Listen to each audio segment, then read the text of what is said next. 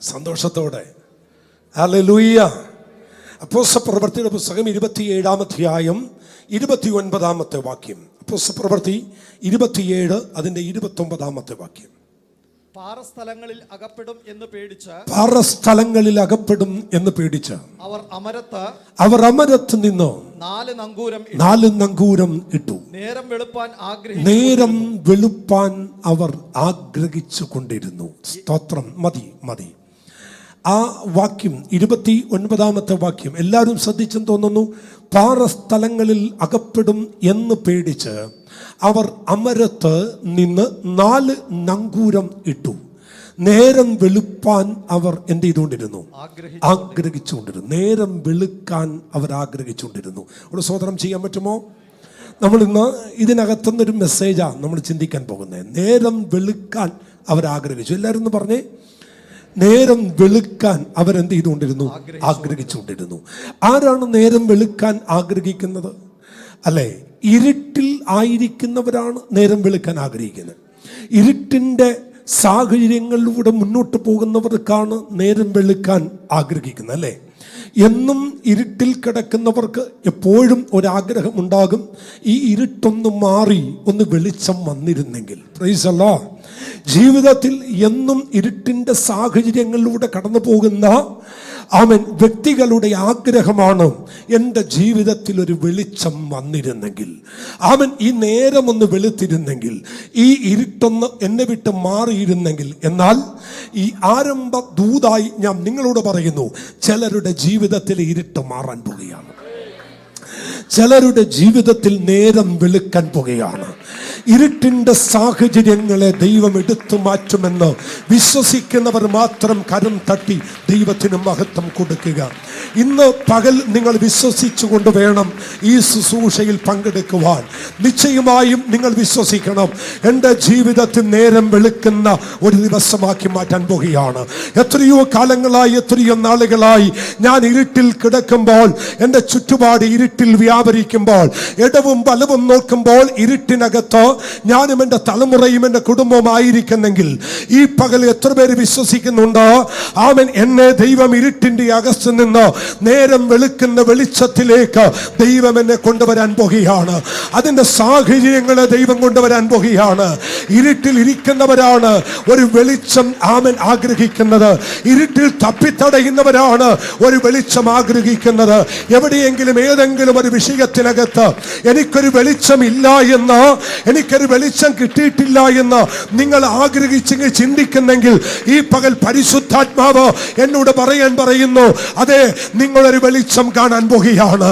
നിങ്ങളുടെ പ്രശ്നത്തിന്റെ മേൽ ഒരു വെളിച്ചം കാണാൻ പോകുകയാണ്.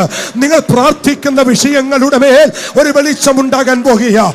നിങ്ങൾ ഇന്നലകളിൽ ഏത് വിഷയത്തിന് വേണ്ടിയാണോ അലമുറയിട്ട് കരഞ്ഞുകൊണ്ടിരുന്നത്, ആ വിഷയത്തിന്റെ മേൽ ഒരു വെളിച്ചം ഉണ്ടാകാൻ പോകുന്നു. ആരുടക്കിയോ ദൈവത്തിന്റെ ആത്മാവ് വളരെ ശക്തമായിട്ട് പറയുന്നു, ദിവസങ്ങളായി, മാസങ്ങളായി, ആഴ്ചകളായി, മണിക്കൂറുകളായി, മിനിറ്റുകളായി, സെക്കൻഡുകളായി ഒരു വെളിച്ചത്തിന് വേണ്ടി ആഗ്രഹിച്ചിട്ടും ഒരു വെളിച്ചം കാണാൻ കഴിയാതെ എൻ്റെ ജീവിതം ഇരുട്ടായി പോയോ? ഇനി ഇരുട്ട് എത്ര നാളുകൾ ഞാൻ അനുഭവിക്കണം? എത്ര കാലം ഞാൻ ഇരുട്ടിൽ തന്നെ തുടരേണ്ടി വരും എന്ന് ചിന്തിക്കുന്ന ചിലരോട് പരിശുദ്ധ ആത്മ പറയുന്നു, ഇല്ല കുഞ്ഞേ, നിന്റെ ജീവിതത്തിൽ എന്നും ഇരുട്ടല്ല, ഞാൻ ലോകത്തിന് വെളിച്ചമാകുന്നു എന്ന് പറഞ്ഞ സർവശക്തനായ ദൈവം ഇന്ന് പകൽ വിശ്വസിക്കുന്നവർ കരമടിച്ച് ദൈവത്തെ ആരാധിക്കാൻ തുടങ്ങ്, കരം തട്ടി ദൈവത്തെ സ്തുതിക്കാൻ തുടങ്ങ്. എവിടേക്കോ മിന്നി തിളങ്ങുന്നത് പോലെ ഒരു വെളിച്ചം നിന്റെ കൂടാരത്തിന് അകത്ത് എന്റെ ദൈവം പകരുകയോ?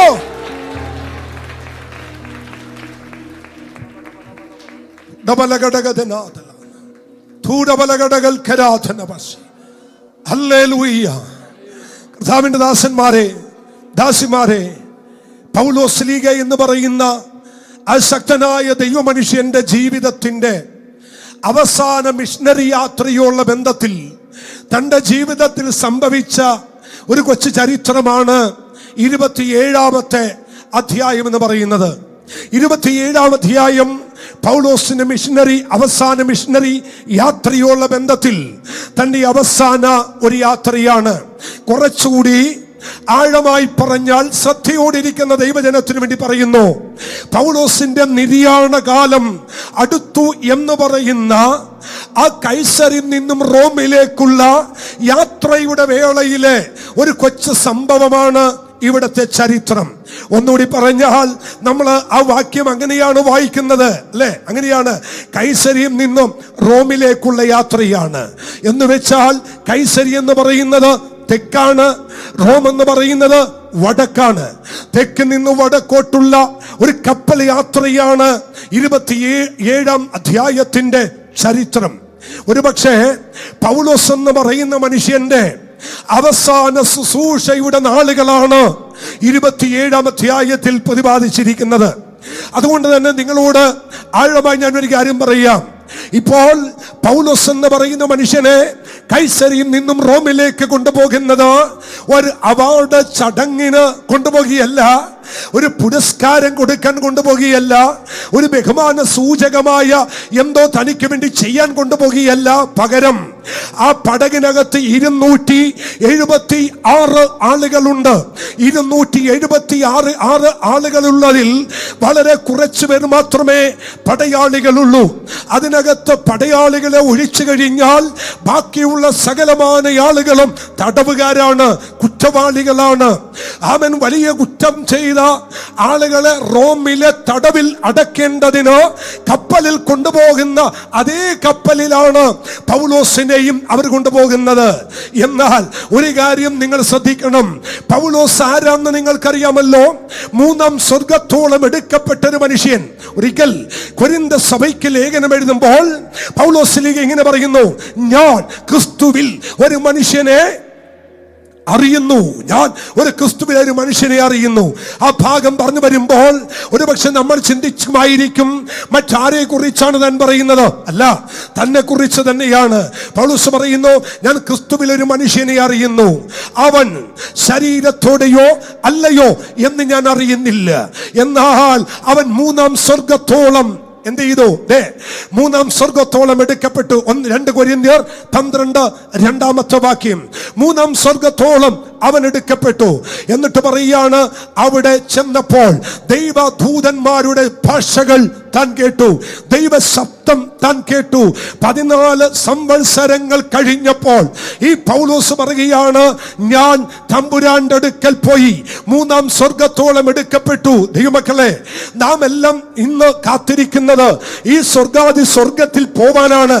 നമ്മുടെ പ്രത്യാശ എങ്ങനെയെങ്കിലും നിത്യതയിൽ ചെന്നണയാനാണ്. സന്തോഷമുള്ള ദൈവമക്കൾ ദൈവത്തെ സ്തുതിച്ചേ. നമ്മുടെ ഏക പ്രത്യാശ കർത്താവിന്റെ വരവെങ്കിൽ നാം എടുക്കപ്പെടണമെന്നുള്ളതാണ്, നിത്യതയിൽ ചെല്ലണമെന്നുള്ളതാണ്. എന്നാൽ ആ സ്വർഗത്തിൽ 3-ാം സ്വർഗത്തോളം എടുക്കപ്പെട്ട ഈ ദൈവ മനുഷ്യൻ പടയാളികളുടെ നടുവിൽ ചങ്ങല ധരിക്കപ്പെട്ടവനായി എന്തോ ഒരു വലിയ കുറ്റവാളിയെ പോലെ അറസ്റ്റ് ചെയ്ത് കൈസരിയിൽ നിന്നും റോമിലേക്ക് പോകുന്ന ഈ കാഴ്ച കണ്ടിട്ട് ഒരുപക്ഷെ അവൻ വെളിപ്പാടില്ലാത്ത പലരും പറയും അവന്റെ ജീവിതത്തിന്റെ കഷ്ടതയുടെ നാളുകളാണ്. അല്ല, ഇതവന്റെ ജീവിതത്തിന്റെ കഷ്ടതയുടെ നാളുകളല്ല, പകരം ലേഖനങ്ങൾ ദൈവസഭയ്ക്ക് എഴുതി തരാനുള്ള ഒരു മുഖാന്തരമാക്കി ദൈവം ചില പേളികൾ ഒരുക്കിക്കൊണ്ടിരിക്കുകയാണ്. ആമേൻ. ഒരു പക്ഷേ അവൻ ക്രൈസ്തവ ഗോളത്തിനകത്ത്, കുറച്ചുകൂടി പറഞ്ഞാൽ പെന്തക്കോസ് ഗോളത്തിനകത്ത് തെറ്റായ ഒരു ചിന്ത എവിടെന്നോ വന്ന് കയറിയിട്ടുണ്ട്. ആ എന്താണ് തെറ്റായ ചിന്തയെന്ന് ഞാൻ പറഞ്ഞു തരാം. എന്ന് വെച്ചാൽ ആ തെറ്റായ ചിന്തയുടെ ഒന്നാമത്തെ കാര്യം, കയ്യിൽ വിശുദ്ധ ബൈബിളും അവൻ വാഗുണ്ട് ഹല്ലേലൂയയും പറഞ്ഞ് ദൈവത്തെ സേവിക്കാൻ ഇറങ്ങി തിരിച്ചാൽ അവൻ പട്ടണത്തിൽ ഏറ്റവും ഉന്നതമായ നിലയിൽ അനുഗ്രഹിക്കപ്പെട്ടില്ലെങ്കിൽ ദൈവം കൂടെ ഇല്ല, ദൈവ സാന്നിധ്യം ഇല്ല, ദൈവം അവന്റെ കൂടെ നടക്കുന്നില്ല എന്നൊരു ചിന്താഗതി എവിടെയോ പഠനത്തിനകത്ത് ഈ പെന്തക്കോസ്തിനകത്ത് വന്നിട്ടുണ്ട്. എന്ന് വെച്ചാൽ തമ്പുരാനെ ഇറങ്ങി സേവിക്കാൻ ഇറങ്ങി തിരിച്ച ഒരു ദൈവ പൈതല് ലോകത്തിന്റെ അഭിപ്രായ പ്രകാരം ഉന്നതമായ നിലവാരത്തിൽ കാഴ്ചക്കെത്തിയില്ലെങ്കിൽ നാം എല്ലാം വിലയിടുന്നത് അവൻ ദൈവത്തോട് കൂടെയല്ല, ദൈവം അവനോട് കൂടെയില്ല, ദൈവ സാന്നിധ്യം അവനിൽ വസിക്കുന്നില്ല എന്നാണ് ചിന്തിക്കുന്നതെങ്കിൽ അത് പറയാനായിട്ട് ഏറ്റവും വലിയ ആള് അപ്പോസ്തലനായ പൗലോസാണ്. എന്തിനേറെ പറയുന്നു? തന്റെ അപ്പനാരെന്നറിയാമോ? അവൻ വലിയ ധനാഢ്യനായ മനുഷ്യൻ. ചുരുക്കി പറഞ്ഞാൽ 10 ഷിപ്പിന്റെ ഉടമസ്ഥൻ.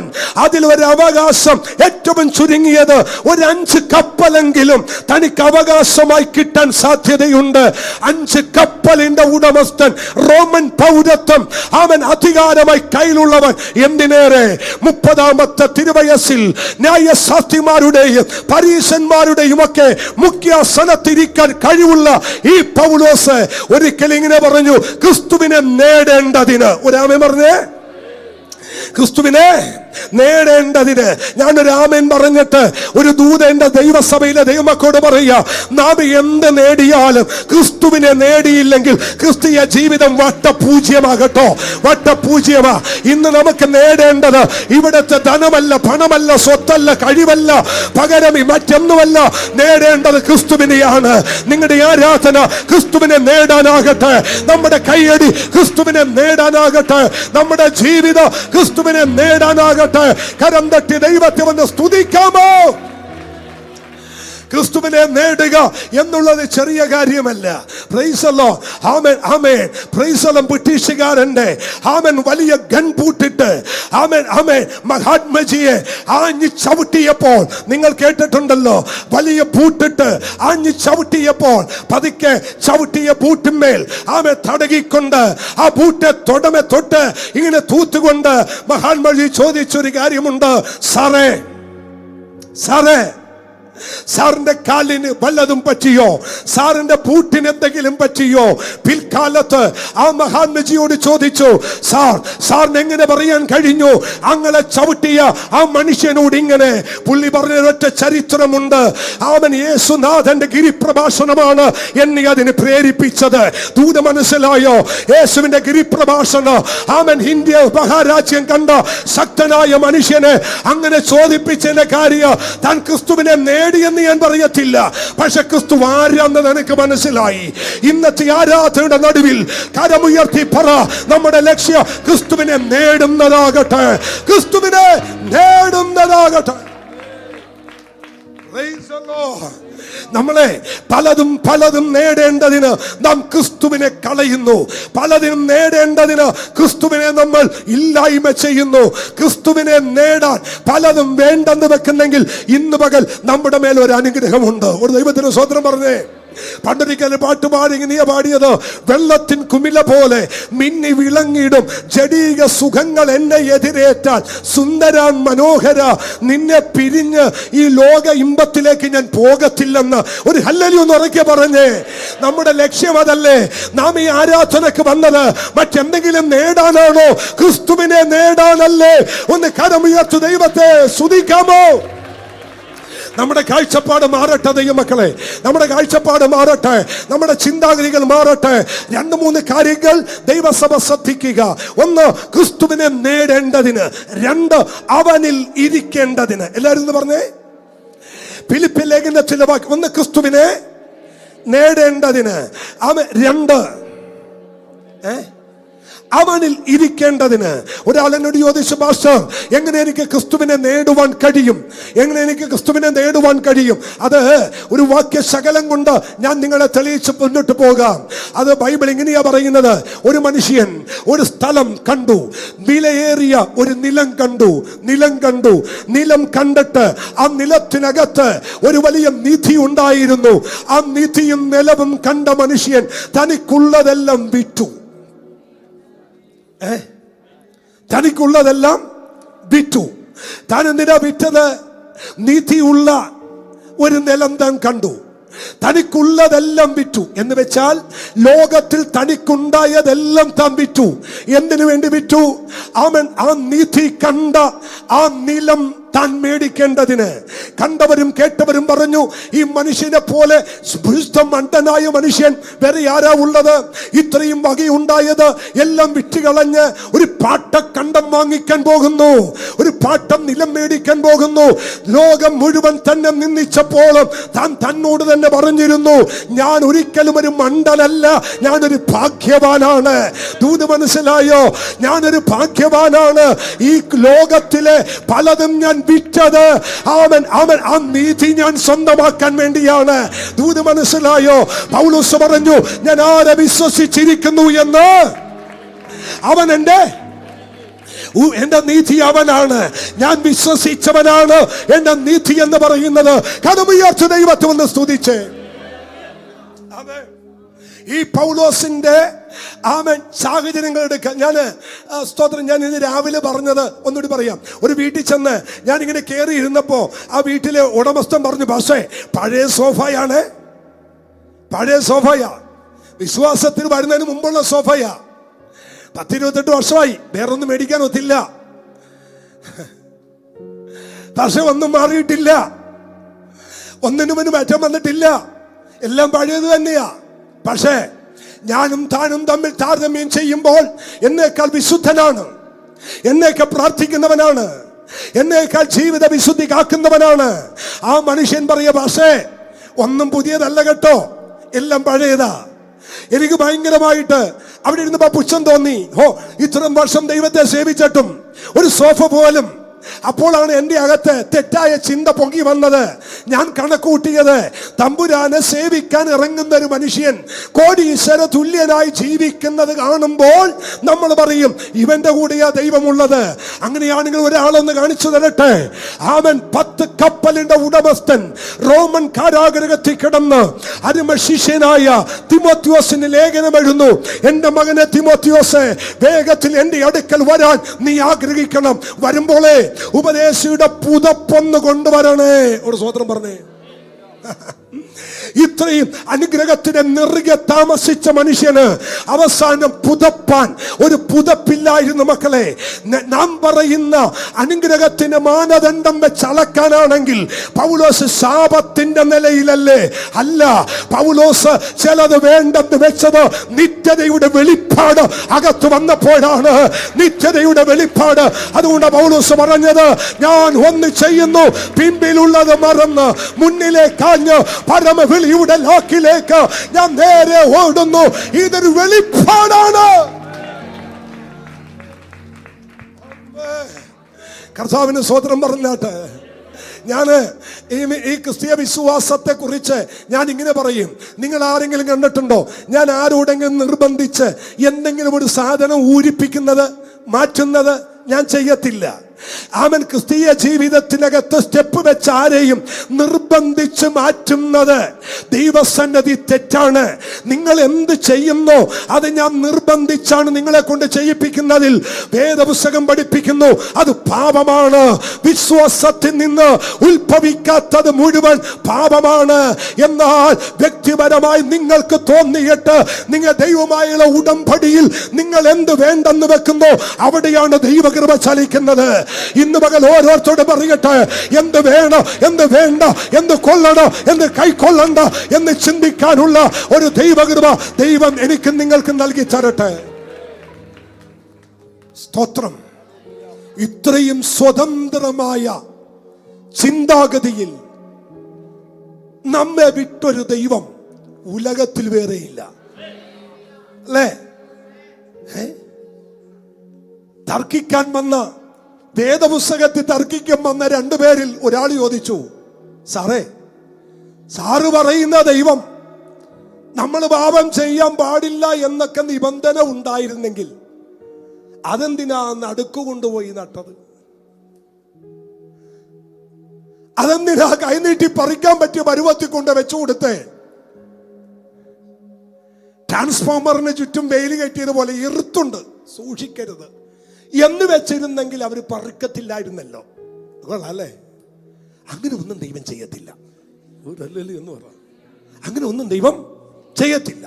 പക്ഷെ പൗലോസിന്റെ ലക്ഷ്യം എന്നാ? യേശുവിനെ നേടുക. 2, അവനിൽ ഇരിക്കുക. ഇപ്പൊ നിങ്ങളെല്ലാം ചർച്ചിലായിരിക്കുന്നേ. പുറത്ത് നിൽക്കുന്ന ആരും നിങ്ങളെ കാണുന്നില്ല. അതാകത്തിരുന്ന കുഴപ്പം. ക്രിസ്തുവിൽ ഇരിക്കുന്നവനെ പുറം ലോകം കാണത്തില്ല. പുറം ലോകം കാണുന്ന ഡെലിവറൻസ് ചർച്ചിന്റെ പുറം വാള കാണുന്നേ. നിങ്ങളകത്ത് സുരക്ഷിതമാണ്.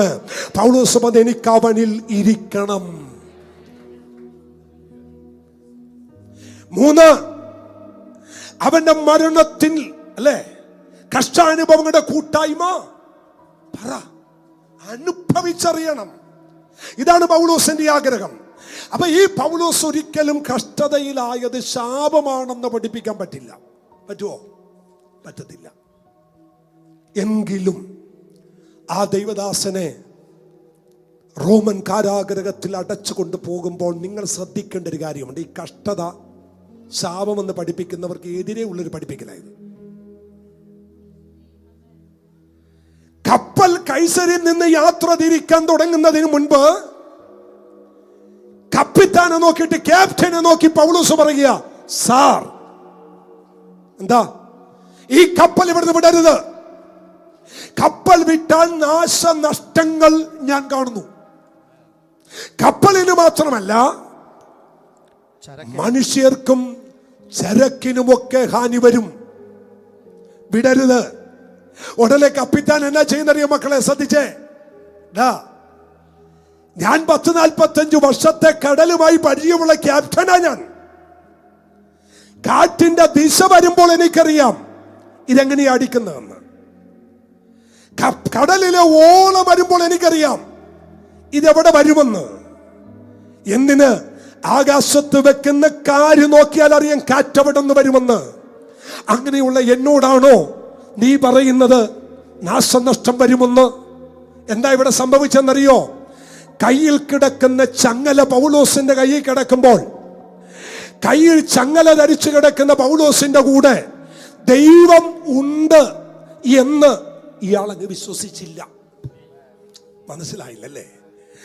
കഷ്ടതയുടെ നീർച്ചൂളയിൽ കിടക്കുന്ന ദൈവദാസന്റെ കൂടെ ദൈവം ഉണ്ടാവില്ല എന്ന് നനച്ചത് കൊണ്ടല്ലേ ഈ മനുഷ്യൻ ഇങ്ങനെ പറഞ്ഞത്. എന്നാൽ ഒരു കാര്യം ഞാൻ നിങ്ങളോട് പറയുന്നു, നിന്റെ കഷ്ടതയുടെ നീർച്ചാലിന്റെ നടുവിലും നിന്നോടുകൂടെ ഇരിക്കുന്ന ഒരു ദൈവത്തെയാ ഞാൻ ഇന്ന് പകൽ പ്രസംഗിക്കുന്നത്. പ്രതിസന്ധിയുടെ അങ്ങേയറ്റം അനുഭവിക്കേണ്ടി വന്നാലും, പ്രതിസന്ധിയുടെ അങ്ങേയറ്റത്തൂടി നീ പോകേണ്ടി വന്നാലും, അവിടെ ദൈവം നിന്നെ വിട്ട് മാറുകയില്ല. അവിടെ ദൈവം നിന്നെ വിട്ട് പോകയില്ല. കരമുയർച്ച് ദൈവത്തെ സ്തുതിച്ച് ആരാധിച്ചു പറ, ഇല്ല, ദൈവം നിനക്കെതിരല്ല. നീ കടന്നു പോകുന്ന വേദനയിൽ ദൈവം നിനക്കെതിരല്ല. നീ കടന്നു പോകുന്ന പ്രയാസഘട്ടത്തിൽ ദൈവം നിനക്കെതിരല്ല. ഇന്ന് നീ നേരിടുന്ന നിന്റെ പ്രശ്നത്തിന്റെ നടുവിൽ എന്റെ ദൈവം നിനക്കെതിരല്ല. ഇവിടെ ദൈവം നിന്റെ കൂടെ ഉണ്ടെന്ന് ദൈവം തെളിയിക്കുന്ന നിമിഷങ്ങൾ ദൈവം ജീവിതത്തിൽ ചെയ്യാൻ പോകുകയാണ്.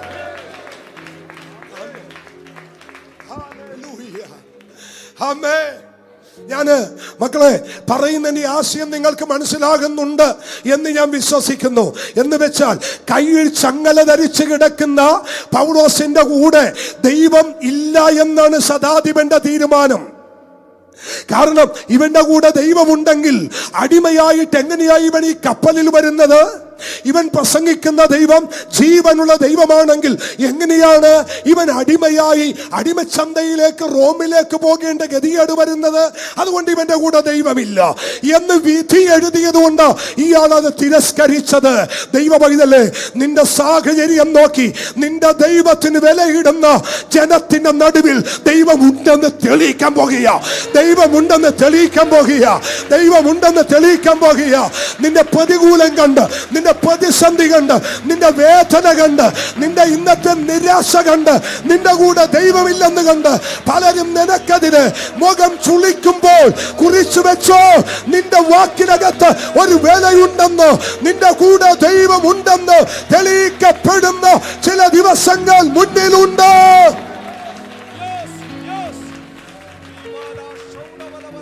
കർത്താവിന് സ്തോത്രം ചെയ്യ്. അവൻ വളരെ ശക്തമായി പരിശുദ്ധാത്മാവിനോട് പറയുന്ന ഒരു മെസ്സേജാണ്. ഇല്ല, ആരോ പറയുന്നുണ്ടല്ലോ, ദൈവം നിന്റെ കൂടെ ഇല്ല കേട്ടോ, ദൈവം നിന്റെ പക്ഷത്തില്ല കേട്ടോ. അതുകൊണ്ടാണ് ഇതൊക്കെ സംഭവിക്കുന്നത്. ഒരു അല്പസമയം നീ വെയിറ്റ് ചെയ്യ്, അല്പസമയം ഒന്ന് കാത്തിരിക്ക്. ദൈവം നിന്റെ കൂടെ ഉണ്ടെന്ന് ലോകം തിരിച്ചറിയാൻ പോകുന്നു. ദൈവം നിന്റെ പക്ഷത്തുണ്ടെന്ന് നാം തിരിച്ചറിയാൻ പോകുന്നു. നീ സേവിക്കുന്ന ദൈവം നിന്നെ വിട്ട് മാറുകയില്ലെന്ന് ദൈവം തിരിച്ചറിയിപ്പിക്കാൻ പോകുന്ന നിമിഷങ്ങൾ മുന്നിൽ വരുന്നുണ്ട്.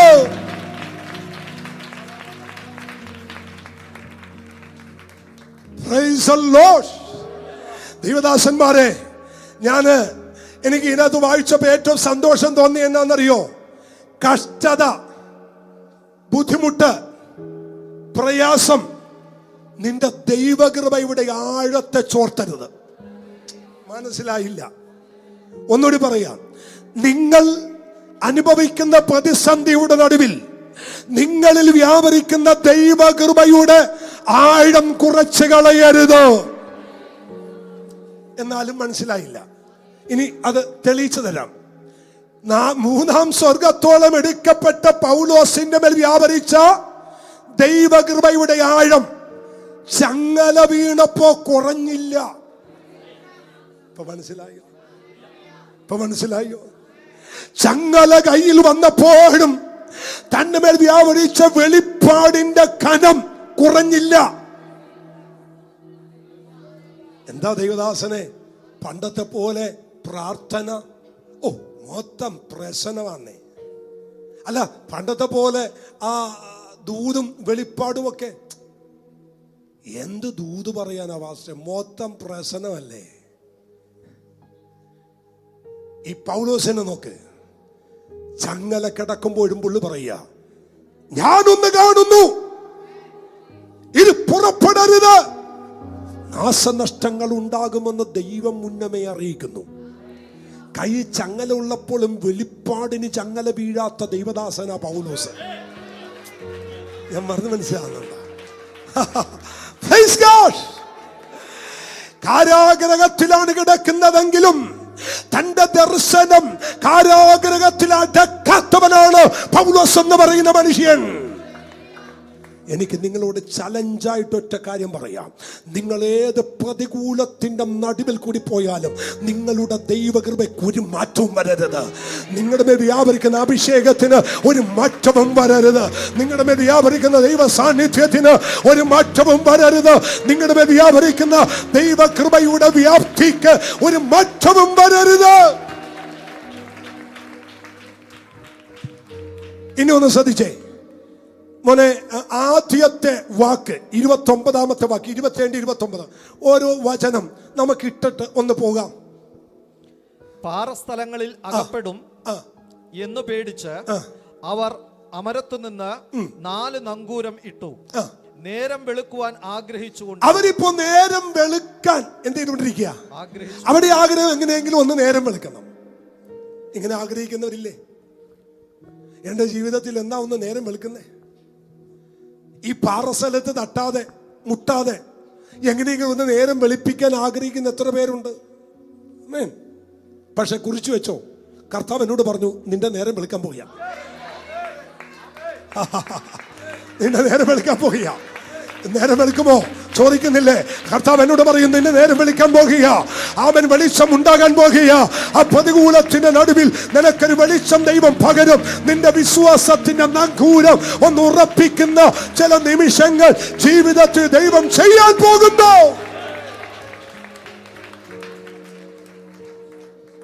ഇനി വെളിച്ചം നേരം വെളുക്കണമെന്ന് ഇവർ ആഗ്രഹിച്ചതിന്റെ കാരണം എന്താണെന്നറിയോ? പക്ഷെ അതിന്റെ താഴത്തൊരു വാക്യമുണ്ട്, 14 ദിവസമായി അവർ സൂര്യനെയോ എത്ര വാക്യം പോലെ അത് 27-ാമത്തെ 14-ാം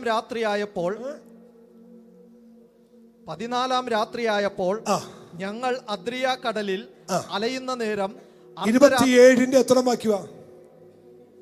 27-ാം വാക്യം അല്ലേ? അതാണോ 14 ദിവസം എന്നുള്ളൊരു വാക്യമുണ്ട്? 14 23 എനിക്ക് ആ വാക്യം ഒന്ന് വേണം.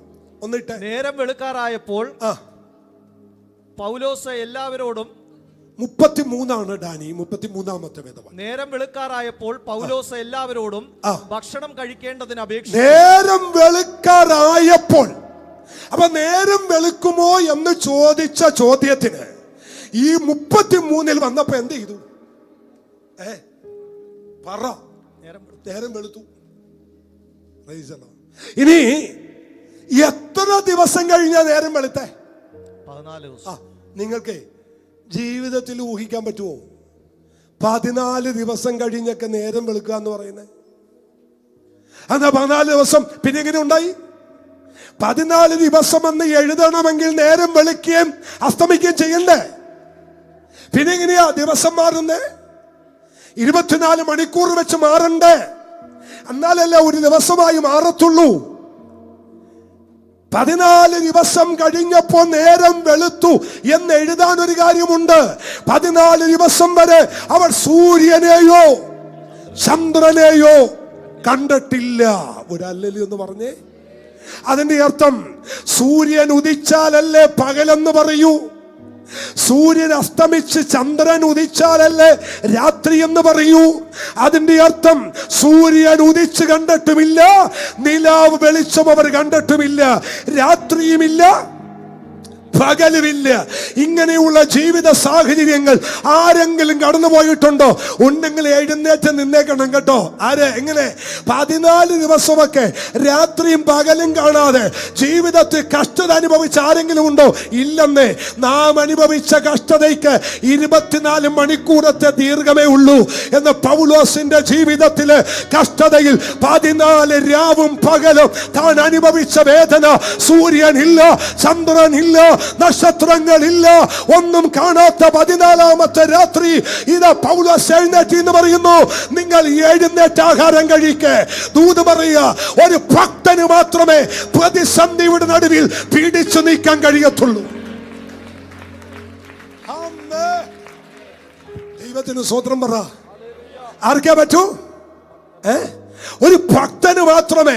14 അല്ല, ശ്രദ്ധിക്കണേ, 14 അല്ല, 28 ദിവസം സൂര്യനെ കണ്ടില്ലെങ്കിലും ചന്ദ്രനെ കണ്ടില്ലെങ്കിലും അതിന്റെ നടുവിൽ എഴുന്നേറ്റ് നിന്ന് മറ്റുള്ളവർക്ക് ആശ്വാസം പകരാൻ ഒരൊറ്റ മനുഷ്യനെ കഴിയൂ. അത് പൗലോസിനെ പോലെ ദർശനമുള്ള, പൗലോസിനെ പോലെ വെളിപ്പാടുള്ള, പൗലോസിനെ പോലെ ദൈവകൃപയുള്ള ഒരു ഭക്തന് മാത്രമേ കഴിയൂ. അല്ലാത്തവർക്ക് കഴിയത്തില്ല, അല്ലാത്തവർക്ക് കഴിയത്തില്ല. കഴിഞ്ഞ ദിവസം കേരളത്തെ നടുക്കിയ ഒരു സംഭവം നിങ്ങൾ വായിച്ചില്ലേ? ആകെ കൂടി ഉണ്ടായ ഒരു പൊന്നോമന മോള്, കേട്ടല്ലോ? പൊന്നോമന മോള് വളർത്തിക്കൊണ്ടുവന്നു, വലുതാക്കി.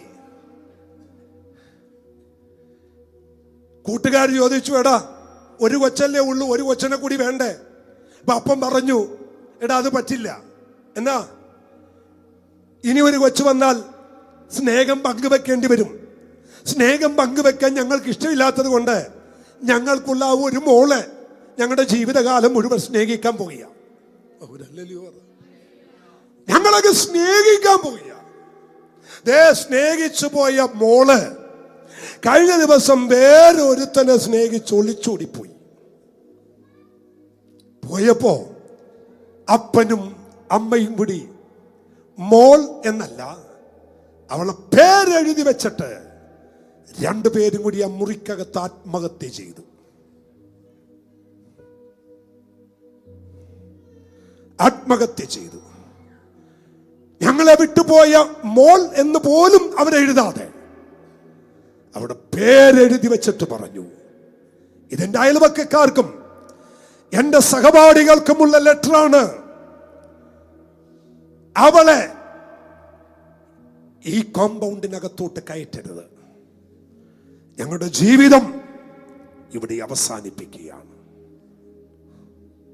സഹോദരം, ഇന്നലെ രാത്രി ആ വാർത്ത കണ്ട് ഹൃദയത്തിനകത്ത് ഞെട്ടലുണ്ടായെങ്കിലും എന്നോട് പരിശുദ്ധാത്മ പറഞ്ഞു, ഇതുപോലെ 1000 സംഭവങ്ങളെ തരണം ചെയ്യുന്ന ദൈവമക്കൾ നമ്മുടെ നടുവിലുണ്ട്. പക്ഷെ അവര് തകരാത്തത് അവര് ഭക്തന്മാരായതുകൊണ്ടാണ്. ദൈവത്തിന് സ്തോത്രം പറ. അവർ ഉടയാത്തത് അവരുടെ അകത്തൊരു ഭക്തി വിട്ടു പോകാത്തത് കൊണ്ട് കരമടിച്ച് ദൈവത്തിന് സ്തോത്രം ചെയ്ത് ഇവിടെ ആരും ആർക്കും വേണ്ടി മരിക്കത്തില്ല, ആരും ആർക്കും വേണ്ടി ജീവിതം അവസാനിപ്പിക്കത്തുമില്ല, ആരും ആർക്കും വേണ്ടി ജീവിതം കളയത്തുമില്ല. കാരണം നമുക്കറിയാം നമ്മുടെ ജീവൻ വിലപ്പെട്ടതാണ്, നമ്മുടെ ജീവന് വിലയുണ്ട്. അത് നിത്യജീവൻ തന്ന് ഒരു ദൈവത്തിന്റെ കരങ്ങളിൽ കൊണ്ടുപോയി ഏൽപ്പിക്കുന്നത് വരെ എന്റെ ജീവിതം സുരക്ഷിതമാകണം. ദൈവത്തിന് സ്തോത്രം പറ. ഞാൻ ഇതിനോടകം ഒരു മെസ്സേജ് ദൈവസഭയ്ക്ക് കൈമാറുകയാ. ഞാൻ ചോദിക്കട്ടെ, നിങ്ങളുടെ ജീവിതം ആർക്കെങ്കിലും വേണ്ടി നഷ്ടപ്പെടുത്തരുത്. കാരണം എന്നാന്നറിയാമോ, 94 എൻ്റെ ജീവിതം ഞാൻ യേശുവിന് വേണ്ടി കൊടുത്തതാ. എൻ്റെ ഹൃദയം അവന് വേണ്ടി ഞാൻ കൈമാറിയതാ. അവൻ എന്നെ ഉപേക്ഷിക്കത്തില്ല, അവൻ എന്നെ ഇട്ടിട്ട് പോകത്തില്ല. എന്നെ ഇട്ടിട്ട് പോകുന്നവർ പോകട്ടെ, എന്നെ തള്ളി പറയുന്നവർ തള്ളി പറയട്ടെ. പക്ഷെ എന്നെ പിരിയാത്ത, എന്നെ വിട്ടുമാറാത്ത, കല്ലറകൾക്കപ്പുറം എന്റെ കൂടെ നിൽക്കാൻ കഴിയുന്ന ഒരരുമനാഥന് വേണ്ടി എന്റെ ജീവിതം ഞാൻ നഷ്ടപ്പെടുത്തുകയില്ല. വിശ്വസിക്കുന്ന ദൈവജന കരമുയർത്തു ദൈവത്തെ സ്തുതിച്ച്. ആമേൻ. നിങ്ങളുടെ ജീവൻ വലുതാണ്, നിങ്ങളുടെ ജീവൻ നഷ്ടപ്പെടുത്തരുത്. ആമേൻ. ഞങ്ങൾ ലൈവിലൂടെ കേൾക്കുന്ന, ആമേൻ, ലോകത്തിന്റെ വിവിധ ഭാഗങ്ങളിൽ നിന്ന് ശ്രദ്ധിക്കുന്ന ഒരുപാട് പേരുണ്ട്. ആ ലൈവിലൂടെ കേൾക്കുന്നവരോട് പരിശുദ്ധൻ പറയുന്നു, നിങ്ങളുടെ ജീവൻ വലുതാണ്. നിങ്ങളുടെ ജീവൻ തരാൻ യേശു മരിച്ചത്, കാൽവരിയിൽ യാഗമായത് അവന്റെ ജീവൻ നിങ്ങൾക്ക് തന്നാണ്. അവൻ നിങ്ങൾ ഉപേക്ഷിക്കാത്തിടത്തോളം കാലം നിങ്ങൾ അവനെ വിട്ട് മാറരുത്. കരമുയർച്ച ദൈവത്തെ ഒന്ന് സ്തുതിച്ചേ. ആമേൻ. ഒരു ദൈവദാസൻ ശക്തമായി പ്രസംഗിച്ചുകൊണ്ടിരിക്കുമ്പോൾ, പ്രസംഗത്തിന്റെ വേളയിൽ അവസാനത്തെ ഒറ്റക്കോൾ കൊടുക്കുമ്പോൾ ഒരു ചെറുപ്പക്കാരൻ ഓടി വന്ന് ആമൻ പാസ്റ്റർ മുമ്പിൽ നിന്നിട്ട് പറഞ്ഞു, പാസ്റ്റർ എനിക്ക് വേണ്ടി കൈവച്ച് പ്രാർത്ഥിക്ക്. പാസ്റ്റർ ചോദിച്ചു, എന്താ? ഞാൻ യേശുവിന് വേണ്ടി രക്തസാക്ഷിയാകാൻ തീരുമാനിച്ചിരിക്കുന്നു. പാസ്റ്റർ തിരിച്ചിട്ട് പറഞ്ഞു, രക്തസാക്ഷിയാകാൻ പെട്ടെന്ന് പറ്റും, പക്ഷെ ജീവിക്കാൻ ഭയങ്കര പാടാ. ഓടാന്ന് പറഞ്ഞു. മനസ്സിലായില്ലല്ലേ? രക്തസാക്ഷിയാകണോ? ഞങ്ങൾ സഭ എല്ലാരും കൂടി പിരിവെടുത്ത് വിസ ഒപ്പിച്ച് ടിക്കറ്റ് എടുത്ത് തരാം, പാകിസ്ഥാനിലോട്ട് പോയിക്കോ, ഇന്ന് തന്നെ രക്തസാക്ഷിയാകാം. പോണോ? ആർക്കെങ്കിലും പോണോ? കൈവക്കോ. എന്നെ വണ്ടി വിറ്റ് ഞാൻ എടുത്തു തരാം, ഇന്ന് തന്നെ രക്തസാക്ഷിയാകാം. പക്ഷെ കർത്താവിന്റെ കാകള ശബ്ദം വരെ ജീവിക്കാൻ ഭയങ്കര പാടാ.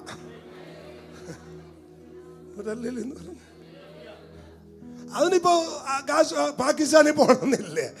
ഈ ഇന്ത്യയിൽ തന്നെ ആമേൻ പ്രശ്നം നടക്കുന്ന വേദി പോയി പരസ്യമായിട്ട് യേശുവിനെ പ്രസംഗിച്ചാൽ അടുത്ത ദിവസം ഞങ്ങൾക്ക് മെയിൽ വരും, നിങ്ങൾ വിട്ട ആള് ഇവിടെ വഴിയറമ്പി കിടപ്പുണ്ട്, വന്ന് കുഴിച്ചു മൂടിക്കോ. അപ്പൊ രക്തസാക്ഷിയാകാൻ 1 മണിക്കൂർ മതി, പക്ഷെ ജീവിക്കാൻ ഭയങ്കര പാടാ. അവിടെയാ യേശുവിന് പ്രസാദമുള്ളത്. കരമുയർത്തി ദൈവത്തെ ഒന്ന് സ്തുതിച്ച്. നമ്മെ വിളിച്ചത് അവൻ കത്തിത്തീര ഒറ്റ ദിവസം കൊണ്ട് കത്തിത്തീരാനല്ല, നിത്യത വരെ ജീവിക്കാൻ. നല്ലൊരു ആമേൻ പറഞ്ഞേ. അടുത്തിരിക്കുന്ന ആളുടെ മുഖത്ത് നോക്കി കാറിപ്പിച്ചെന്ന് പറ, ജീവിക്കാൻ ഭയങ്കര പാടാന്ന്. കർത്താവിന് വേണ്ടി എന്ത് ചെയ്യാൻ? കർത്താവിന് വേണ്ടി ജീവിക്കാൻ ഭയങ്കര പാടാ. കർത്താവിന് വേണ്ടി ജീവിക്കാൻ ഭയങ്കര പാടാ. അതുകൊണ്ടാ ഒരിക്കൽ ശിഷ്യന്മാർ ചോദിച്ചത്, ഇത് ആർക്ക് പറ്റും? ഇത് ആർക്ക് പറ്റും? കർത്താവ് പറഞ്ഞു, മനുഷ്യർക്ക് അസാധ്യം, ദൈവത്തിന് സകലതും സാധ്യം. നിങ്ങൾക്ക് പ്രയാസമായത് ദൈവത്തിന് സാധ്യമാണ്, നിങ്ങൾക്ക് കഴിയാത്തത് ദൈവത്തിന് സാധ്യമാണ്. നിങ്ങൾക്ക് പ്രയാസമായത് ദൈവത്തിന് സാധ്യമാണ്. ഇനി കരങ്ങൾ കൂട്ടിയടിച്ചു പറ, നാം വന്നത് ജീവിക്കാനാ, നാം വന്നത് ജീവിക്കാനാ.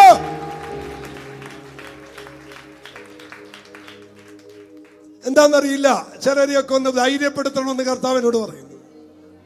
ഹല്ലേലൂയ. ആമേൻ. നമ്മൾ എന്തിനാ മറ്റുള്ളവർക്ക് വേണ്ടി ജീവൻ കളയുന്നേ? നമുക്ക് വേണ്ടി ജീവൻ കളഞ്ഞ ഒരുവനില്ലേ? അവന് വേണ്ടി ജീവിക്കും. രാമൻ പറ വേണമെങ്കിൽ.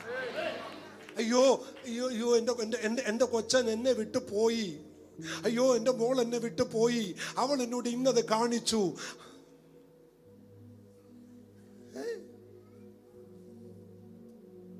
ഞാനൊരു കാര്യം പറയാം, അങ്ങനെ വല്ലതും ഇനി സംഭവിച്ചാൽ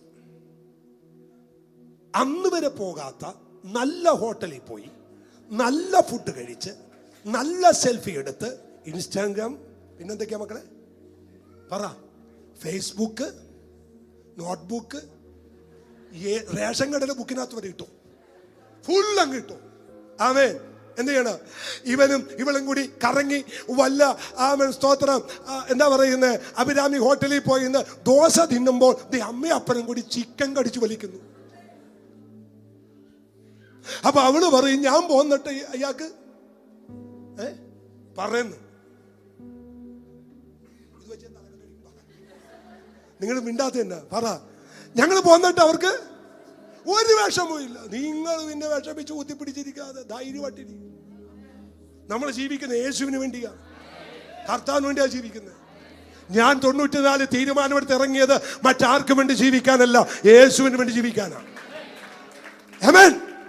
ഞാൻ ഇടയ്ക്കിടയ്ക്ക് പറയും, ഞാൻ ജീവിക്കുന്ന എൻ്റെ ഭാര്യയ്ക്ക് വേണ്ടിയല്ല, ഞാൻ ജീവിക്കുന്ന എൻ്റെ മക്കൾക്ക് വേണ്ടിയല്ല, ഞാൻ ജീവിക്കുന്ന എൻ്റെ യേശുവിന് വേണ്ടിയാണ്. കാരണം എനിക്ക് വേണ്ടി ജീവനെ തന്ന ഒരു നല്ല ദൈവമുണ്ട്. കഷ്ടങ്ങൾ അതിനു മുമ്പ് പ്രശ്നമല്ല, പ്രതിസന്ധികൾ അതിനു മുമ്പ് വിഷയമല്ല, പ്രതികൂലങ്ങൾ അതിനു മുമ്പ് വിഷയമല്ല. എനിക്ക് കാര്യം അവനുമായിട്ടാണ്, എനിക്ക് കാര്യം അവനുമായിട്ടാണ്. പറ, നമുക്ക് കാര്യം അവനുമായിട്ടാണ്. ഒരു ഹല്ലേലൂയ പറ. സ്തോത്രം. Praise the Lord. Praise the Lord. Praise the Lord. കർത്താവിന് നല്ലൊരു സ്തോത്രം പറഞ്ഞേ. ആമേൻ. ഞാൻ ഇതൊക്കെ ഇങ്ങനെ കയറി വന്നുകൊണ്ട് പറയുക, ആമേൻ, ഇതുപോലെ ഒരു വീട്ടിൽ നിന്ന് ആമേൻ ആരും അറിയാതെ ഒരുത്തൻ വീട് വിട്ടിറങ്ങിപ്പോയി. അവൻ്റെ ആപ്പിളിൻ്റെ ലാപ്ടോപ്പ് ഉണ്ടായിരുന്നു, ഐപാഡ് ഉണ്ടായിരുന്നു.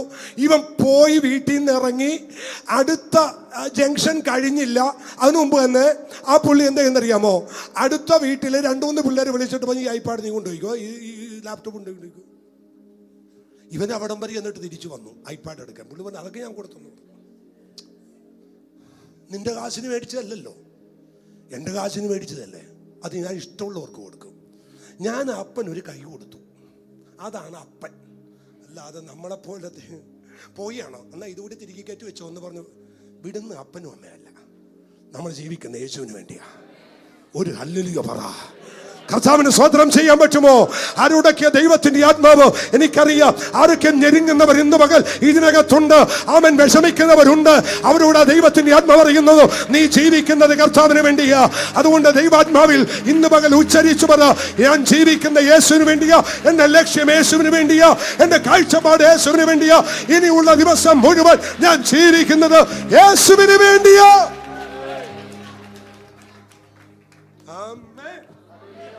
ഒരു ഹല്ലേലൂയ എന്ന് പറ. ഈ നമ്മുടെ പിള്ളേരൊക്കെ ഭയങ്കര അഡ്വാൻസ്ഡ് ആയി. ഈ കഴിഞ്ഞ ദിവസം ഒരു പെങ്കൊച്ച് എന്നോട് പറഞ്ഞു, ഞാൻ പോന്ന് പാസ്റ്റേ വീട്ടിൽ നിന്ന്. അപ്പം ഞാൻ ചോദിച്ചു അപ്പനും അമ്മ എന്ത് പറഞ്ഞു? കേറ്റത്തില്ലെന്ന് പറഞ്ഞു. ഞാൻ പറഞ്ഞു അത് ഭയങ്കര കഷ്ടമായി പോയി. അപ്പം അവൾ എന്നോട് പറയാ, ഇതൊക്കെ വെറുതെ അല്ലേ പാസ്റ്റേ, എനിക്കൊരു കൊച്ചുണ്ടായി നോക്കട്ടെ. അവർ ഓടി വരും. ഈ നാണംകെട്ട പരിപാടിക്ക് പോകരുത്. അപ്പൊ അവരുടെ ഞങ്ങൾക്കൊരു കൊച്ചുണ്ടായി നോക്കട്ടെ പാസ്റ്റേ. അപ്പൊ ഞങ്ങൾ ഹോസ്പിറ്റലിൽ നിന്ന് വിളിക്കും, മഹാരാജാസ് ഹോസ്പിറ്റൽ. മമ്മി നോർമൽ അല്ലായിരുന്നു, പിന്നെ എന്തായിരുന്നു? സിസേറിയൻ ആയിരുന്നു. അതിന് ആരും ഇല്ല മമ്മി. എന്തുണ്ട്? ഒരു ബക്കറ്റ് മാത്രമേ ഉള്ളൂ. മോളിപ്പോ ഏത് പാടില്ല? ഞാൻ ഇന്ന പാടില്ല. അങ്ങനെയായിട്ട് ഏതെങ്കിലും അമ്മമാര് പോയാ സത്യമാണ്.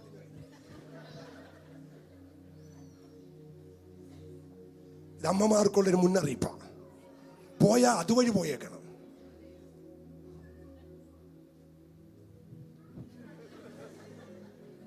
അങ്ങനെ വല്ലതും പോയാ സ്തോത്രം. മട്ടാഞ്ചേരിയിൽ നിന്നോ യൂതഭാഗത്തുനിന്ന് എവിടെ നിന്ന് വേണേലും വിളിച്ചോട്ടെ, കർത്താവിന് സ്തോത്രം പറ. നമ്മൾ ജീവിക്കുന്ന യേശുവിന് വേണ്ടിയാണ്. നിങ്ങളെല്ലാവരും എനിക്ക് വേണ്ടി പ്രാർത്ഥിക്കണേ. ഈ യവനക്കാര് പിള്ളേർ എന്നെ പ്രാഗി എൻ്റെ തല നിർത്തിക്കും. ഇവന്മാർ പോയി ഇന്ന് പ്രാഗി കളയും. പക്ഷെ നടക്കരുത്. കർത്താവിന് സ്തോത്രം പറ. നമ്മുടെ ലക്ഷ്യം യേശുവാ. നമ്മുടെ ലക്ഷ്യം ജീവിക്കുന്നുവെങ്കിൽ ക്രിസ്തുവിന പാടിയിടുന്നു എങ്കിൽ ദൈവത്തിന ജീവിക്കുന്നു എങ്കിൽ ക്രിസ്തുവിന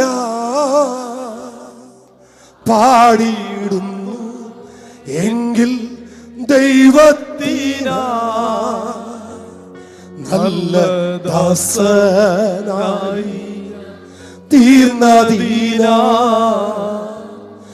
എൻ മരണം എനിക്കതു ലാഭം.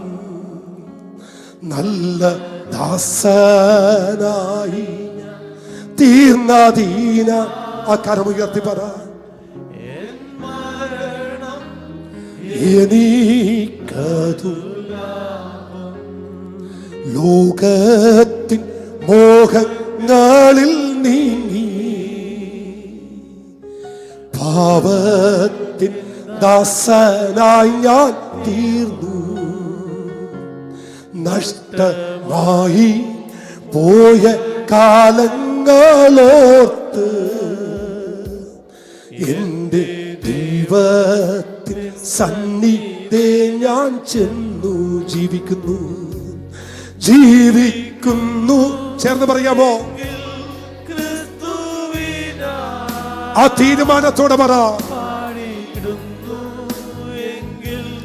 ദൈവത്തിന ജീവിക്കുന്നു എങ്കിൽ ക്രിസ്തുവിന പാടിയിടുന്നു എങ്കിൽ ദൈവത്തിന നല്ല ദാസനായി തീർന്നതീന എൻ മരണം എനിക്കതു ലാഭം. നല്ല ദാസനായി തീർന്നതീന എൻ മരണം എനിക്കതു ലാഭം.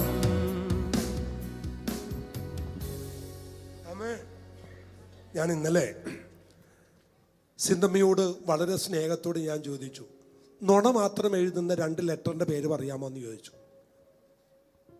ഞാൻ പറഞ്ഞു, ഇന്ന് വൈകിട്ട് നീ അതിന് ഉത്തരം പറഞ്ഞാൽ 5 സ്റ്റാർ ഹോട്ടലിൽ കൊണ്ട് ഞാൻ ഫുഡ് മേടിച്ചു തരാമെന്ന് പറഞ്ഞു.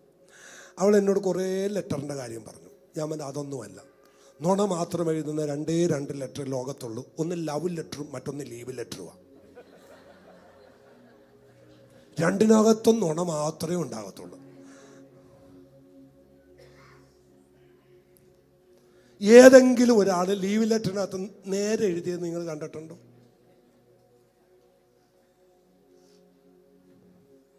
പണ്ട് എൻ്റെ ഒരു മീറ്റിങ്ങിന് ഒരാൾ വിളിച്ചു. മീറ്റിങ്ങിന് വിളിച്ചു കഴിഞ്ഞപ്പോൾ അന്ന് നമ്മുടെ ചർച്ചിൽ ഒരു അമ്മച്ചി മരിച്ചു. അപ്പം ഞാൻ പറഞ്ഞു, ഇന്ന് വരാൻ പറ്റില്ല, ഞങ്ങളുടെ ചർച്ചിൽ ഒരു അമ്മച്ചി മരിച്ചെന്ന് പറഞ്ഞു. അത് കഴിഞ്ഞു. അന്ന് ഞാൻ മുടക്കെടുത്തു. 3-ാമത്തെ ദിവസം അവരെനിക്ക് ഡേറ്റ് മാറ്റി തന്നു. അന്ന് നമ്മുടെ ചർച്ച വേറൊരു അമ്മച്ചി മരിച്ചു. അപ്പം ഞാൻ കുളിച്ചുകൊണ്ടിരിക്കുമ്പോൾ സിന്ധമ്മ എടുത്ത് ചോദിച്ചു, പാസ്റ്റർ ഞങ്ങളുടെ ചർച്ചിൽ ഒരു അമ്മച്ചി മരിച്ചു.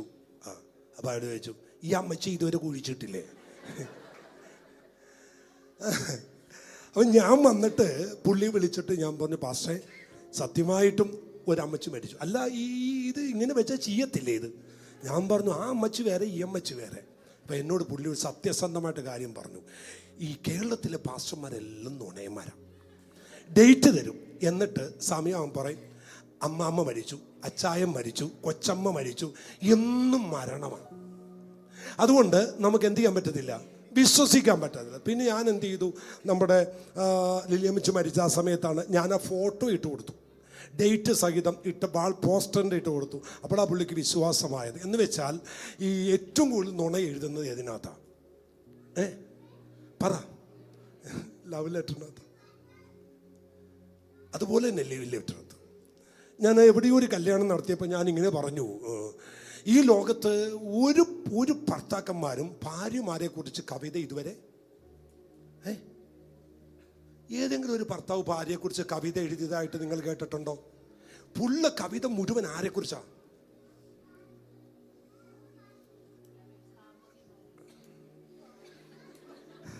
കാമുകിമാരെ കുറിച്ചാണ്. മേരി ആൻറ്റി അത് പറഞ്ഞു.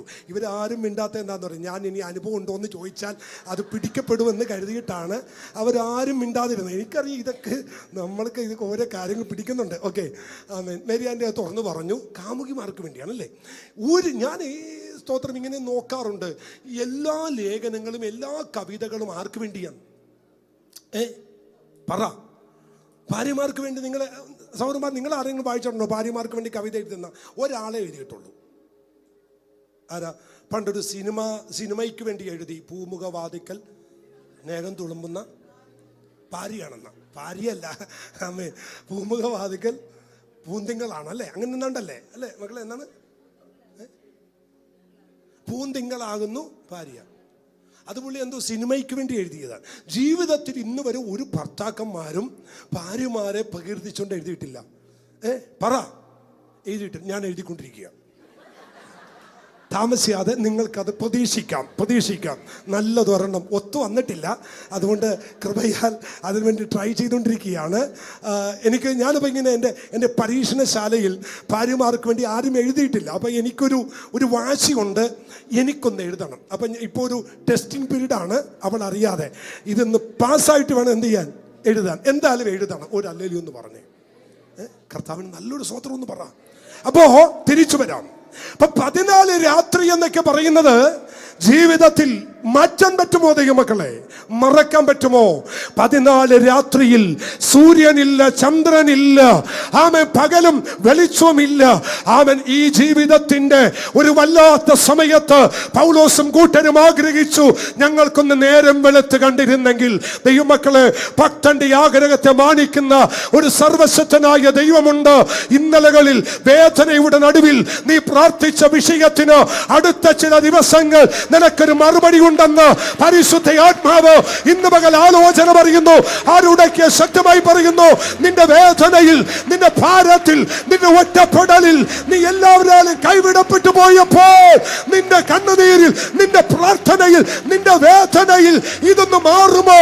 ഈ നേരമൊന്ന് വെളുക്കുമോ?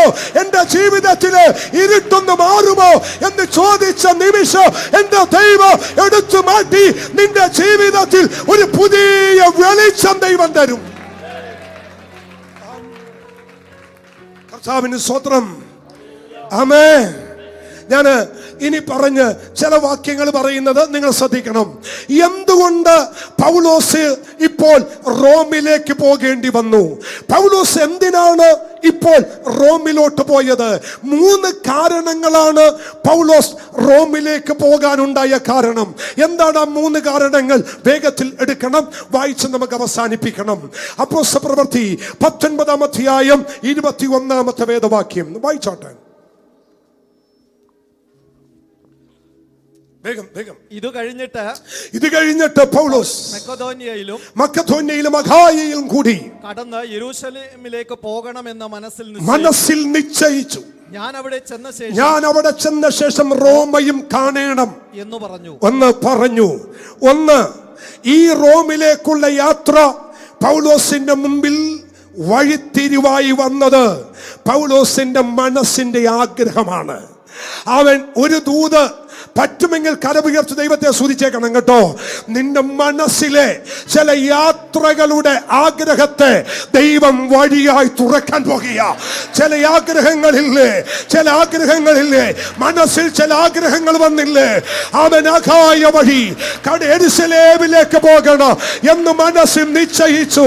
ഞാൻ അവിടെ ചെന്ന ശേഷം റോമയും കാണണമെന്ന് മനസ്സിൽ നിശ്ചയിച്ചത്, മനസ്സിൽ ആഗ്രഹിച്ചത്, നീ അനേകരോട് പറഞ്ഞത്, ആ വഴി വെട്ടി തുറക്കുക. ആർക്കൊക്കെയോ വേണ്ടി ഇന്ന് ആ വഴികൾ തുറന്നു വരാൻ പോകുന്നു. ആത്മാവിൽ പ്രതികരിക്കാൻ പറ്റുമെങ്കിൽ പ്രതികരിച്ചോ. നിന്റെ മനസ്സിലെ ആഗ്രഹം, നിന്റെ ഹൃദയത്തിൽ ആഗ്രഹിച്ച് നിശ്ചയിച്ചത്, ആഗ്രഹം നിശ്ചയിച്ച് പറഞ്ഞത് ദൈവം നിനക്ക് വേണ്ടി ചെയ്യുമെന്ന് പരിശുദ്ധാത്മാവിൽ ഞാൻ ദൂത് പറയുന്നു. ആമേൻ. ദൈവമക്കളെ, ആ വാക്യം ഒന്ന് തൊട്ടുപോകാൻ ഞാൻ ആഗ്രഹിക്കുന്നു. മനസ്സിൽ ആഗ്രഹിച്ചു, അല്ലെ, മനസ്സിൽ നിശ്ചയിച്ചു. മനസ്സിൽ നിശ്ചയിച്ചത് പൗലോസ് തുറന്നു പറഞ്ഞു. നിങ്ങളുടെ മനസ്സിലെ ആഗ്രഹങ്ങൾ തുറന്നു പറഞ്ഞ് കേൾക്കുന്ന ഒരു ദൈവം ഇന്ന് പകലുണ്ട്. ആരോടൊക്കെ ദൈവം പറയുന്നു, നീ ആഗ്രഹിച്ചിടത്ത് ദൈവം നിന്നെ കൊണ്ടുപോകും. നീ പറഞ്ഞിടത്ത് നീ ചെല്ലോ. നീ എവിടെ ചെല്ലുമെന്നാണോ ആഗ്രഹിച്ചത്, എവിടെ പോകണമെന്നാണോ നീ ആഗ്രഹിച്ചത്, അവിടെ തന്നെ ദൈവം നിന്നെ എത്തിക്കും. സ്തോത്രം.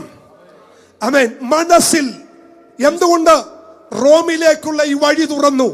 നമ്പർ 1, മനസ്സിൽ നിശ്ചയിച്ചു, തുറന്നു പറഞ്ഞു. ആ തുറന്നു പറഞ്ഞ ആഗ്രഹം ദൈവം വഴിവെട്ടി തുറന്നു. ആഗ്രഹമുണ്ടോ? ആഗ്രഹമുണ്ടോ? ദൈവം വഴി തുറക്കും. സഹോദരൻ, ആഗ്രഹമുണ്ടോ മക്കളെ? ഉണ്ടോ? വഴി തുറക്കും. ഒരു ആമേൻ പറഞ്ഞോ? നിങ്ങൾ പ്രതീക്ഷിക്കാത്ത വഴി ദൈവം തുറക്കും. ആരും അടക്കാതെ വണ്ണം ദൈവം വഴി തുറക്കും. ഇന്നുവരെ കണ്ടിട്ടില്ലാത്തിടത്ത് വഴി തുറക്കും. ഈ ദൂത് കേട്ടുകൊണ്ടിരിക്കുന്ന ആരുടക്കിയോ ദൈവത്തിന്റെ ആത്മാവിന് പറയാനുള്ളത്, മനസ്സിൽ നിശ്ചയിച്ചു, മാ തുറന്ന് പറഞ്ഞു, ദൈവം റോമിലേക്കുള്ള വഴിവെട്ടി തുറന്നു. നമ്പർ 2, 23:11. 23:11. വേഗം വേഗം വേഗം. 23-ാം അധ്യായം 11-ാമത്തെ വാക്യം. രാത്രിയിൽ കർത്താവ് അവന്റെ അടുക്കൽ വന്ന്, ധൈര്യമായിരിക്ക, നീ എന്നെ കുറിച്ച് യെരുശലേമിൽ സാക്ഷീകരിച്ചതുപോലെ റോമയിലും എന്ത് ചെയ്യും? സാക്ഷീകരിക്കും. 19:21 ആഗ്രഹം അകത്തു വന്നതുകൊണ്ട് ദൈവം റോമിലേക്ക് വഴി തെളിയിച്ചു. 2, എന്തുകൊണ്ട് പൗലോസ് റോമിലേക്ക് പോയി? ഇവിടെ വായിക്കുന്നു, തന്റെ ആഗ്രഹം ദൈവം വാഗ്ദത്തമാക്കി കൊടുത്തത് കൊണ്ട്. ഒരു കരമുയർത്തി ദൈവത്തിന് സ്തോത്രം ചെയ്യ്. ആഗ്രഹം വാഗ്ദത്തമായി കിട്ടിയ ദൈവ പൈതലേ, ആരും തുറക്കാത്ത വഴി ദൈവം നിനക്ക് വേണ്ടി തുറന്നു തരും. ആഗ്രഹം വാഗ്ദത്തമായി കിട്ടിയ ദൈവ പൈതലേ, വിശ്വാസം ഉണ്ടെങ്കിൽ ദൈവത്തിന്റെ സ്തോത്രം ചെയ്യ്. ഒരു വാഗ്ദത്തം ഉണ്ടോ? ഒരു വാഗ്ദത്തം ഉണ്ടോ? ഒരു വാഗ്ദത്തം ദൈവം തന്നിട്ടുണ്ടോ? അത് നിശ്ചലമാകത്തില്ല. അതിലങ്ങ് മുറിയ പിടിക്ക. ദൈവം അത് ചെയ്യും. ദൈവം വിശ്വസ്തൻ. അവൻ അത്ഭുത മന്ത്രി. അവന് കഴിയാത്തതൊന്നുമില്ല. മനുഷ്യരാൽ അസാധ്യം, ദൈവത്താൽ സകലതും സാധ്യം. 2 കാര്യങ്ങൾ ഞാൻ നിങ്ങളോട് പറഞ്ഞു. 1, റോമിലേക്ക് എന്തുകൊണ്ട് വഴി തുറന്നു? മനസ്സിൽ നിശ്ചയിച്ചു, വാ തുറന്നു പറഞ്ഞു. ഈ 2 കാരണങ്ങളാൽ വഴി റോമിലേക്ക് തുറന്നു. 2-ാമത്തെ കാര്യം എന്ന് പറയുന്നത്, അവൻ വാഗ്ദത്തമാക്കി അവന്റെ ആഗ്രഹത്തെ ദൈവം കൊടുത്തു. അതുകൊണ്ട് റോമിലേക്കുള്ള വഴി തുറന്നു. നമ്പർ 3, 28-ാം അധ്യായം 14-ാമത്തെ വാക്യം വായിക്ക്. വാഗ്ദത്തത്തിന്റെ പൂർത്തീകരണത്തിൽ എത്തിക്കാൻ ദൈവം അവനെ റോമിലേക്ക് എത്തിച്ചു. വായിച്ചേ. സഹോദരന്മാരെ കണ്ട് തങ്ങളോടുകൂടെ 7 നാൾ താമസിക്കണം എന്ന് അവർ അപേക്ഷിച്ചു. അടുത്തതോ? പിന്നെ ഞങ്ങൾ റോമയിൽ എത്തി. അവിടെ സഹോദരൻ. പിന്നെ ഞങ്ങൾ എവിടെ എത്തി? റോമയിൽ എത്തി. ഒന്നുകൂടി വായിച്ച മാഷേ. പിന്നെ ഞങ്ങൾ എവിടെ എത്തി? പിന്നെ ഞങ്ങൾ റോമയിലെത്തി. അങ്ങനെയാണെങ്കിൽ കർത്താവ് നിങ്ങളോട് പറയുന്നതിന് ഉറക്കെ ആമേൻ പറയണം. ദൈവം നിങ്ങളോട് പറഞ്ഞ സ്ഥലത്ത് തന്നെ നിങ്ങളെത്തും. അവരാഗ്രഹിച്ച തുറമുഖത്ത് അവൻ അവരെ എത്തിച്ചു. ഒരാമേൻ പറ. ദൈവമക്കളെ, ഇത് ഓരോരുത്തരോടുമുള്ള വ്യക്തിപരമായ ദൂതാണ്. നീ ആഗ്രഹിച്ചത്, വാഗ്ദത്തമായി കിട്ടിയത്, അവിടെ തന്നെ നിന്റെ തലമുറയെ ദൈവം എത്തിക്കും. അവിടെ തന്നെ നിന്റെ കുഞ്ഞിനെ ദൈവം എത്തിക്കും. അവിടെ തന്നെ ദൈവം പറഞ്ഞതുപോലെ പറഞ്ഞ ഇടത്ത് ദൈവം എത്തിക്കും. ദൈവം വിശ്വസ്ത. അമ്മേ, കർത്താവിന് നല്ലൊരു ആമേൻ പറ. നിങ്ങൾക്ക് വിശ്വസിക്കാൻ പറ്റുന്നുണ്ടോ? ദൈവം ചെയ്യില്ലേ? ദൈവം ചെയ്യും. ഞാന് ഇത്ര തന്റെടത്തോടെ പറയുന്നതിന്റെ ചരിത്രം എന്താണെന്നറിയോ? ഇതേ പുൽപ്പിറ്റിൽ നിന്ന് ഇതുപോലെ ഞാൻ ദൂത് പറഞ്ഞു, തലമുറകളെ ചിലയിടത്തെത്തിക്കും. എന്നാൽ ഇന്ന് നിങ്ങൾക്കറിയണോ, ഈ ചർച്ചിനകത്തുനിന്ന് വിദേശത്തുള്ള, അമേരിക്കയിലുള്ള, അല്ലെങ്കിൽ UK-യിലുള്ള, ന്യൂസിലാൻഡിലുള്ള, അയർലൻഡിലുള്ള ആളുകളുടെ കണക്കെടുത്താൽ ഇതിനകത്ത് ഇങ്ങനെ ലിസ്റ്റ് ഇട്ട് വായിക്കാൻ കഴിയും. ഈ ചർച്ചിനകത്തുനിന്ന് പുറത്തുപോയ കുഞ്ഞുങ്ങളുടെ പേരിടാം. ഞാൻ പറഞ്ഞ സമയത്ത് ഒരാൾ ഇതിനകത്തുനിന്ന് പുറത്തു പോയിട്ടില്ല. ഒരാള് അതിനുവേണ്ടി പഠിക്കാനോ ജോലിക്കോ പോയിട്ടില്ല എന്ന് ഇന്ന് ലിസ്റ്റ് ഇട്ടാൽ വായിക്കാൻ കഴിയാത്തതുപോലെ ലിസ്റ്റിന്റെ നീളം കൂടിക്കൊണ്ടിരിക്കും. എന്താ കാര്യം? അവൻ വിശ്വസ്തനാണ്, അവൻ വാക്കും പ്രാർത്ഥവനാണ്. ഇനിയും ചിലരുടെ പേരുകൾ അതിനകത്ത് വന്നേ പറ്റൂ. ദൈവം പറയുന്നു, മനസ്സിൽ നിശ്ചയിച്ചു. അവൻ വാ തുറന്ന് പറഞ്ഞു. അവൻ വാ തുറന്ന് പറഞ്ഞത് അത് ദൈവം വാഗ്ദത്തമാക്കി. വാഗ്ദത്തം കൊടുത്ത ദൈവം റോമിലെത്തിച്ചു. അത്രയും ഒന്ന് വിശ്വസിച്ചാമേ പറ.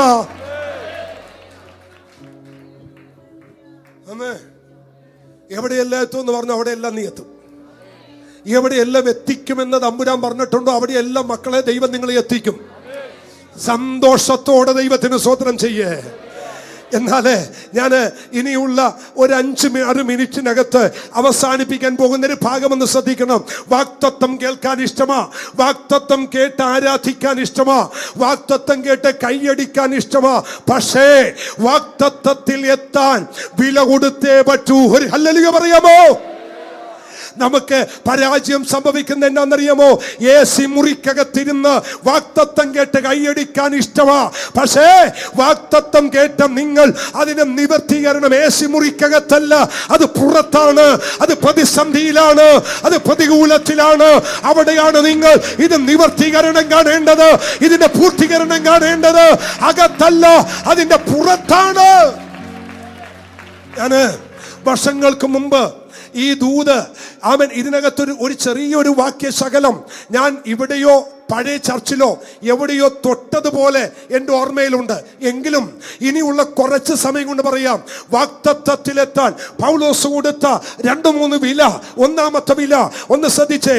23-ാം അധ്യായം 12-ാമത്തെ വാക്യം. നേരം വെളുത്തപ്പോൾ ചില യഹൂദന്മാർ തമ്മിൽ യോജിച്ച് പൗലോസിനെ കൊന്നുകളയുവോളം ഒന്നും തിന്നുകയോ കുടിക്കുകയോ ചെയ്യുകയില്ല. പക്ഷേ ഒന്ന് സഹായിക്കാമോ? ആമേൻ. ആ 23-ാം അധ്യായത്തിന്റെ 11-ാമത്തെ വാക്യം ഒന്ന് വായിച്ചേ. രാത്രിയിൽ കർത്താവ് അവന്റെ അടുക്കൽ വന്ന് പറഞ്ഞു, ധൈര്യമായിരിക്കാൻ. നീ എവിടെ പോകും? എന്നെ കുറിച്ച് യെരൂശലേമിൽ സാക്ഷീകരിച്ചതുപോലെ നീ എവിടെ പോകും? റോമയിലും സാക്ഷീകരിക്കേണ്ടതാണ്. 12 നിങ്ങൾ ശ്രദ്ധിക്കണേ. 11-ാം വാക്യത്തിൽ ദൈവം വന്നിട്ട് പറഞ്ഞു, നീ എവിടെ പോകും? റോമയിൽ. എല്ലാരും പറ, റോമേ പോകും. അടുത്ത കേൾക്കണോ? 11-ാം വാക്യത്തിൽ വാഗ്ദത്തം കിട്ടിയ പൗലോസ് 12-ാം വാക്യത്തിൽ വായിക്കുന്ന എന്നാന്നറിയാമോ? വായിച്ചേ. പൗലോസിനെ കൊന്നുകളയുവോ? പൗലോസിനെ എന്ത് ചെയ്യാൻ? കൊന്നുകളയാൻ. അപ്പൊ വാഗ്ദത്തം 11-ാം വാക്യത്തിൽ കിട്ടിയെങ്കിൽ 12-ാം വാക്യത്തിൽ വാഗ്ദത്തം കിട്ടിയവനെ തട്ടാൻ നിൽക്കുന്ന ശക്തി. ദൂത് മനസ്സിലായില്ലെന്നോ? വാഗ്ദത്തം കിട്ടിയവനെ കൊന്നുകളയാൻ നിൽക്കുന്ന ശക്തി ആരോടൊക്കെ ദൈവം പറയുന്നു, നിന്റെ തലമുറയുടെ മേൽ ഒരു വാഗ്ദത്തമുണ്ട്, അതിനെ ലോകത്തുനിന്ന് മാറ്റിക്കളയാൻ പിശാച് ഒരുക്കുന്ന ചില പദ്ധതികൾ ഇന്ന് പകൽ യേശുവിന്റെ നാമത്തിൽ ദൈവം എടുത്തു മാറ്റട്ടെ. ആമേ. വാഗ്ദത്തമുള്ള ഒരു പൗലോസിനെ കൊന്നുകളയാൻ നിൽക്കുന്ന ചില ദുഷ്ടവ്യാപാരങ്ങൾ, വാഗ്ദത്തമുള്ളതിനെ ഇല്ലായ്മ ചെയ്യാൻ, വാഗ്ദത്തമുള്ളതിനെ തകർത്ത് കളയാൻ, വാഗ്ദത്തമുള്ളതിനെ തട്ടിക്കളയാൻ, വാഗ്ദത്തമുള്ളതിനെ തുടച്ചു മാറ്റാൻ നിൽക്കുന്ന ദുർവ്യാപാരങ്ങൾ ഈ പകൽ യേശുവിന്റെ നാമത്തിൽ പൊടുതാൻ.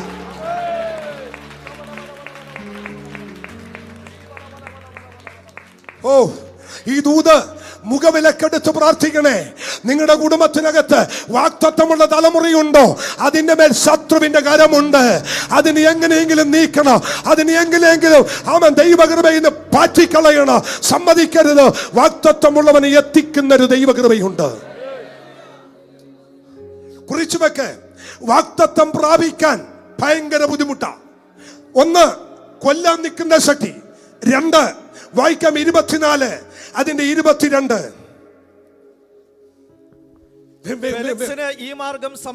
ഫെലിക്സിന് ഈ മാർഗം സംബന്ധിച്ച് സൂക്ഷ്മമായ അറിവുണ്ടായിരുന്നിട്ടും ലൂസിയ സഹസ്രാധിപൻ വരുമ്പോൾ ഞാൻ നിങ്ങളുടെ കാര്യം തീർച്ചപ്പെടുത്തും എന്ന് പറഞ്ഞ് അവധി വെച്ചു. അവധി വെച്ചു. ഒരു അല്ലല്ലോ എന്ന് പറഞ്ഞു. രണ്ടാമത്തെ വലിയ പോരാട്ടമാണ് ഈ അവധി വെക്കുന്ന പോരാട്ടം. ഒരു ആമേൻ പറയുന്നത്. ഞാനേ അമേരിക്കൻ വിസാക്ക് വേണ്ടി എംബസി ചെന്നപ്പോൾ എന്നോട് അമേരിക്കയിൽ നിന്ന് ഒരാൾ പറഞ്ഞു, എമിഗ്രേഷൻ കൗണ്ടറിൽ ചെല്ലുമ്പോൾ ഒരു വണ്ണമുള്ളൊരു മദാമ ഉണ്ടാവും. അവരാർക്കും അടിക്കത്തില്ല. അവരിയ്ക്കുന്ന കൗണ്ടറിൽ പാസ്റ്റർ നിൽക്കരുത് കേട്ടോ എന്ന് പറഞ്ഞു. ഞാൻ പറഞ്ഞു ഞാൻ നിൽക്കത്തില്ല, ആ പെണ്ണുമുള്ളേനെ കാണുന്നിടത്തേ ഞാൻ പോകത്തില്ലെന്ന് പറഞ്ഞു. അപ്പം ഞാൻ ചെന്ന് ഈ കൗണ്ടറിൽ മാറി നോക്കിയപ്പോൾ 7ാമത്തെ കൗണ്ടറിൽ ആരിയ്ക്കുന്നു? ഈ തടിച്ച് പെണ്ണുമുള്ള ഇരിക്കുകയാണ്. ഒരു പ്രായമുണ്ട്, 50-60 വയസ്സുണ്ട്, ഭയങ്കര സൈസാണ്. അപ്പം ഞാൻ 4ാമത്തെ കൗണ്ടറിൽ ക്യൂ നിന്നു. അപ്പം എനിക്ക് മുമ്പേ തൊട്ട് ഒരാൾ കൂടി ഉണ്ട്, അയാളെ കഴിഞ്ഞ് ഞാനാണ്. അപ്പോൾ അവിടെ ഇരിക്കുന്നൊരു സായിപ്പാണ്. ഓ രക്ഷപ്പെട്ടല്ലോ എന്നും പറഞ്ഞ് ഞാൻ നിൽക്കുമ്പോൾ ഇവനങ്ങ് എഴുന്നേറ്റ് പോയി ആ പെണ്ണുമ്പുള്ളി ഇവിടെ വന്നിരുന്നു. ഞാനവിടെ കർത്താവ് ഈ ഗതി എന്നോട് വേണ്ട. ഞാനിതെല്ലാം കൊടുത്തിട്ട് എന്നോട് ചോദിച്ചു എവിടെ പോണു? ഞാൻ അമേരിക്ക പോണു. എന്തിനു പോണു? മീറ്റിങ്ങിന്. അവിടെ എന്താ പരിപാടി? ഞാൻ അവിടെ കൺവെൻഷനാണ്. അവിടെ ഇഷ്ടം പോലെ ആളുണ്ടല്ലോ പ്രസംഗിക്കാൻ. ഇപ്പം എന്തിനും നിങ്ങളങ്ങോട്ട് പോകണം, വീട്ടിൽ പോകും എന്നും ഞാൻ വിളിച്ചു. അപ്പോഴാ ശരിക്കും പത്രോസിൻ്റെ പ്രാർത്ഥനയൊക്കെ ഞാൻ ഓർത്തത്, കർത്താവ് തീയിറക്ക്. കർത്താവ് പറഞ്ഞില്ലേ ഗവർണർ തീയിറക്ക്, കർത്താവ് തീയിറക്ക്, ഈ പെണ്ണുമ്പോൾ എന്നെ കരിച്ചു കള എന്നൊക്കെ പറയാൻ തോന്നിപ്പോയി. അപ്പോൾ നമ്മൾ പത്രോസൊക്കെ അങ്ങനെ പറഞ്ഞെങ്കിൽ അതൊക്കെ ആ മാനസിക സംഘർഷത്തിൽ നിന്ന് പറഞ്ഞതാ അല്ലേ? ഓക്കെ. ഞാൻ നിരാശയോടെ അവിടെ നിന്ന് പുറത്തിറങ്ങി തിരിച്ചു വന്നപ്പോൾ ഷിബു പുറത്ത് നിൽക്കുക. ഷിബു എന്നോട് ചോദിച്ചു അടിച്ചില്ലേ? അവൻ അടിച്ചില്ല, പോയപ്പോഴേ ഓർത്തത് അടിക്കത്തില്ലെന്ന്. അപ്പം ഞാൻ പറഞ്ഞു കൊള്ളാം, പുറത്ത് നിന്നവൻ അതിനേലും വലിയ വില്ലൻ, അകത്ത് അതിനേക്കാൾ ശക്തി. എനിക്ക് തന്നില്ല. 3-4 വർഷം കഴിഞ്ഞു. സമയമായപ്പോ ദൈവം അടിച്ച് കയ്യിൽ തന്നു. ഞാൻ ഇനി പറഞ്ഞു മനസ്സിലാക്കട്ടെ, നമ്മുടെ മക്കൾ എന്തിനു ചെന്നാലും നാളെ വാ, മറ്റന്ന വാ, ശരിയായിട്ടില്ല, ശരിയാകുമ്പോൾ വിളിക്കാം, അല്ലെങ്കിൽ പിന്നെ വാ എന്നൊക്കെ പറഞ്ഞ് അവധി വെച്ച് മാറ്റുന്നൊരു ദുരാത്മാവുണ്ട്. ഇന്നത് പൊട്ടും യേശുവിന്റെ അധികാരമുള്ള നാമത്തിൽ. ഇല്ല, നടക്കേണ്ട സമയത്ത് അത് തലമുറയുടെ വിഷയമാകട്ടെ, അത് കുടുംബത്തിന്റെ വിഷയമാകട്ടെ, അത് പേപ്പർ സംബന്ധമായ വിഷയമാകട്ടെ, അവധി വെച്ച് ഇനി അത് മാറ്റാൻ എന്റെ തമ്പുരാൻ അനുവദിക്കയില്ല. കരമടിച്ചു ദൈവത്തിന് നന്ദി പറ. ഹല്ലേലൂയ. ഇനി അവധി വെച്ച് മാറ്റത്തില്ല. ഓ ദൈവത്തെ എന്നത്തോട് ആത്മാവ് പറയുന്നു, നിന്റെ ഒരു പേപ്പറോ നിന്റെ ഒരു വിഷയോ ഇനി അവധി വെച്ച് മാറ്റുകയില്ല. ഇനി കാലക്കവധി പറഞ്ഞ് കാലക്കണക്ക് പറഞ്ഞ് അത് മാറ്റാൻ എന്റെ തമ്പുരാൻ അനുവദിക്കത്തില്ല. കരം തട്ടി ദൈവത്തെ ഒന്ന് സ്തുതിച്ച്. ചിലതിന്റെ മേൽ ഇന്ന് സീല് പതിച്ചേ പറ്റൂ, ചിലതിന്റെ മേൽ ഇന്ന് പേപ്പർ ഒപ്പുവെച്ചേ പറ്റൂ. ആരുടെയൊക്കെ ദൈവം പറയുന്നു, മാറ്റി വെച്ചിരിക്കുന്ന ചില പേപ്പറുകൾ ഇന്ന് മൂവാകാൻ പോകുന്നു. മാറ്റി വെച്ചിരിക്കുന്ന ചില പേപ്പറുകൾ ഇന്ന് മൂവാകാൻ പോകുന്നു. ക്രിസ്തുവിന്റെ അധികാരമുള്ള നാമത്തിൽ ദൈവജനത്തിന്റെ ഒരു വഴിയും ദൈവജനത്തിന്റെ ഒരു യാത്രയും അവധി വെച്ച് മാറ്റരുത്.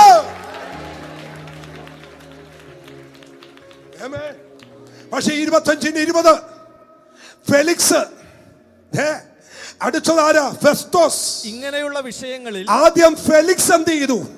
അവധി വെച്ചു. ഇനി ഫെസ്തോസിന്റെ വിഷയം എന്നാ? ഇങ്ങനെയുള്ള വിഷയങ്ങളിൽ വിചാരണ നടത്തേണ്ടത്, ഇങ്ങനെയുള്ള വിഷയത്തിൽ വിചാരണ നടത്തേണ്ടത് എങ്ങനെയെന്ന് ഞാൻ അറിയായികയാൽ. മജിസ്ട്രേറ്റ്. ഇയാൾ ആരാ? മജിസ്ട്രേറ്റ് ആര്? ഫെസ്തോസ്. പൗലോസിന്റെ പേപ്പർ എന്നപ്പോ പുള്ളി പറയുക, എനിക്കിത് എങ്ങനെ വിധിക്കണമെന്ന്. പിന്നെ എന്തിനാണോ ഈ കോട്ടിട്ട് ഇവിടെ ഇരിക്കുന്നത്? ഒരു പോരാട്ടമാ.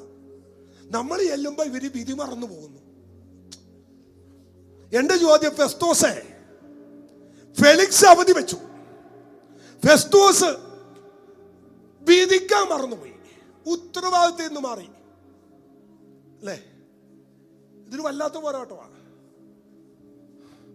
ഉത്തരവാദിത്വത്തിൽ നിന്നും മാറുന്നൊരു പോരാട്ടം ചില കുടുംബത്തും ഉണ്ട്. ഇന്ന് വൈകിട്ട് 2-3 വിരുന്നുകാർ വരും എന്ന് പറഞ്ഞല്ലോ. പറഞ്ഞു. അതിന് എന്തെങ്കിലും കൊടുക്കണ്ടേ? കൊടുക്കണം. എന്ത് കൊടുക്കും? എന്തെങ്കിലും കൊടുക്കണം. അതാ ഞാൻ ചോദിച്ചത്, എന്ത് കൊടുക്കും? ഉള്ളത് കൊടുക്കും. അല്ല, ഉള്ളതെന്താ? എന്തെങ്കിലും ഉണ്ടാവും. ഇങ്ങനെയുള്ള ചില ഭർത്താക്കന്മാരെ കണ്ടിട്ടുണ്ടോ? ഒരു ഉത്തരവാദിത്വം.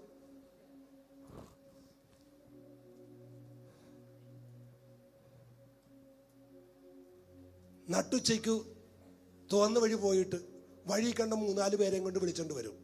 വാ ചോറ് കഴിക്കാം, വാ വാ, വേണ്ടോ ഞാൻ വീട്ടിൽ പോയി കഴിക്കാം, വന്ന് ഇവിടെ അവിടെ ഒന്നും ഉണ്ടാകത്തില്ല. പിന്നെ ആര് പറഞ്ഞു അവിടെ ഇറച്ചിയുണ്ട്? എവിടെ? ഒരാഴ്ചക്ക് മുമ്പ് ഞായറാഴ്ച മേടിച്ച ഇറച്ചിയുടെ കണക്കായി പറയുന്നേ. ഇങ്ങനെ ഉത്തരവാദിത്വമില്ലാത്ത കുറേ ഭർത്താക്കന്മാരുണ്ട്. വിളിച്ചു കൊണ്ടുവന്ന് കയറ്റിയിരുത്തിയിട്ട് ആമേൻ മറിയാമേ ചോറെടുത്തോട്ടോ, എന്നിട്ട് ഈ മെനകെട്ട മനുഷ്യൻ അടുക്കളയിലേക്ക് പോകത്തില്ല. അടുക്കള ചെന്നാലല്ലേ അവിടെ വല്ലതും ഉണ്ടാന്ന് അറിയണ്ടേ, അല്ലേ? ഈ പുള്ളി അടുക്കളയിലോട്ട് പോകത്തില്ല. ഇയാൾ അവിടെ കയറി ഇരുന്ന് പറയാം, കൊണ്ടുവാ. എന്തില്ല?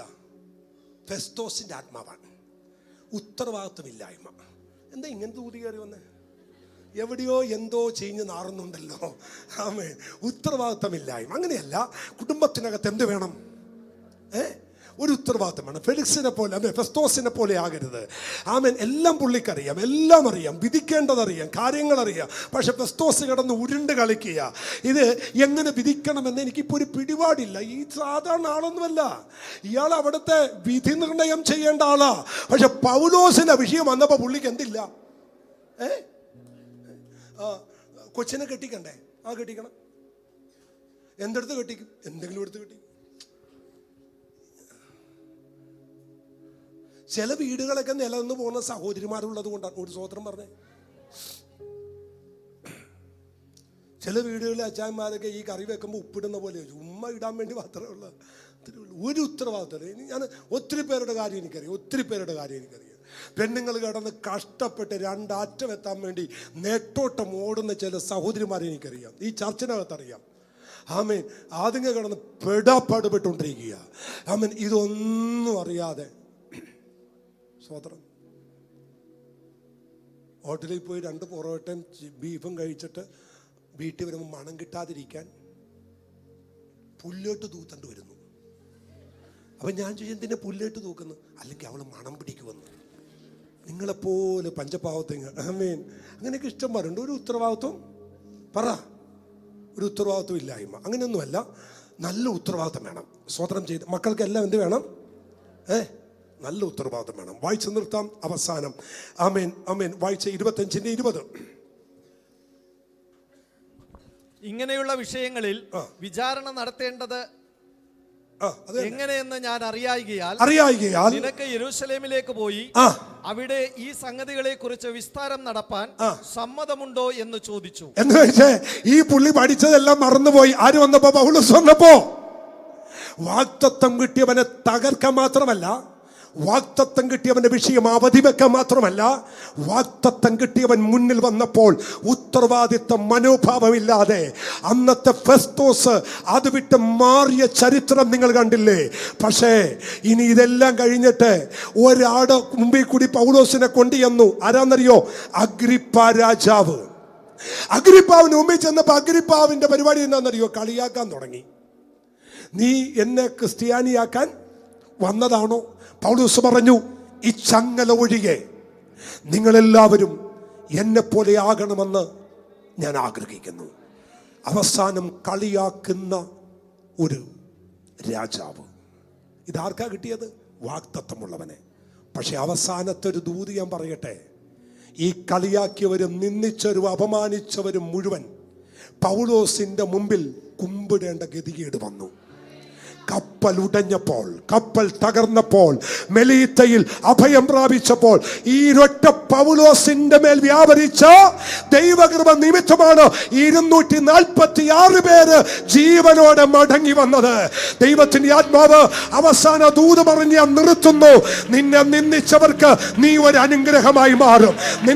നിന്നെ പഴിച്ചവർക്ക് നീ ഒരു അനുഗ്രഹമായി മാറും. നിന്നെ വിധി എഴുതിയവരുടെ നടുവിൽ നീ ഒരു അനുഗ്രഹമായി മാറും. ഇവൻ ശരിയല്ലോ എന്ന് പറഞ്ഞവരുടെ നടുവിൽ ദൈവം നിന്നെ മാനിക്കും. ആമേൻ. Praise the lord. വളരെ കൃത്യമായി പരിശുദ്ധാത്മാവ് ഈ ദൂത് പറയുമ്പോൾ ഇങ്ങനെ എന്നോട് പറയാൻ പറയുന്നു. ഒരാളെ എടുത്തുകൊണ്ട് ഞാൻ പറയുക, മാറ്റിനെ ഇന്ന് പകൽ ഈ ദൂത് ആഴമായി എന്നോട് പറയുകയാണ്. നിന്നെ തള്ളിയവരുടെ നടുവിൽ, നിന്റെ ശരിയല്ലെന്ന് പറഞ്ഞവരുടെ നടുവിൽ നിന്റെ തല ദൈവം ഉയർത്തും മോനെ, നിന്റെ തല ദൈവം ഉയർത്തും. ഒടുവിൽ പൗലോസ് അവർക്ക് രക്ഷകനായി മാറിയതുപോലെ, ഒടുവിൽ പൗലോസ് അവർക്ക് ജീവനായി മാറിയതുപോലെ, ആ പൗലോസാണ് ആ മെലീത്ത ദ്വീപിൽ അവർ അഭയം പ്രാപിക്കാൻ കാരണമായത്. ആ മെലീത്ത ദ്വീപിൽ അവർക്ക് ജീവൻ നിലനിർത്താൻ കാരണമായത് ആ പൗലോസ് നിമിത്തമാണ്. നിന്ദിച്ചവരുടെ നടുവിൽ, അപമാനിച്ചവരുടെ നടുവിൽ നീ മാനിക്കുന്ന ഒരു ദൈവമുണ്ട്. വിശ്വാസമുള്ള ദൈവത്തിന് സ്തോത്രം ചെയ്യാം. കണ്ണുകളടക്കാമോ? നമുക്കൊന്ന് പ്രാർത്ഥിക്കാം. ഇതിന്റെ പക്ഷമെങ്കിൽ ഇതിന്റെ ബാക്കി ഞാൻ അടുത്ത ആഴ്ച പ്രസംഗിച്ചു കൊള്ളാം. നിയോഗമുണ്ടെങ്കിൽ ഒരുപാട് വിഷയം നമ്മളിങ്ങനെ പഠിച്ചതും ചിന്തിച്ചതും നിർത്തിവെച്ചിട്ടുണ്ട്. പിന്നെ ഒരു നിയോഗമില്ലാതെ നമ്മൾ മാറിയിട്ടുണ്ട്. നിയോഗമുണ്ടെങ്കിൽ നമുക്ക് ചിന്തിക്കാം. ആമേൻ. നേരം വെളുക്കാൻ അവരാഗ്രഹിച്ചു. 14 ദിവസം 246 പേര് സൂര്യനെയും ചന്ദ്രനെയും കാണാതെ അലമുറയിട്ട് കരഞ്ഞു. പക്ഷേ വാഗ്ദത്തമുള്ള പൗലോസ്, ദൈവകൃപയുള്ള പൗലോസ്, ദൈവഭക്തി മുറുകെ പിടിച്ച പൗലോസ് അവിടെ നടുവിൽ എഴുന്നേറ്റ് നിന്നു. എന്നിട്ട് പറഞ്ഞു, സഹോദരന്മാരെ, 14 ദിവസമായി നമ്മൾ ആഹാരം കഴിച്ചിട്ട് നിങ്ങളോട് എനിക്കൊരു ദൂത് പറയാനുണ്ട്. എന്താണ് ആ ദൂത്?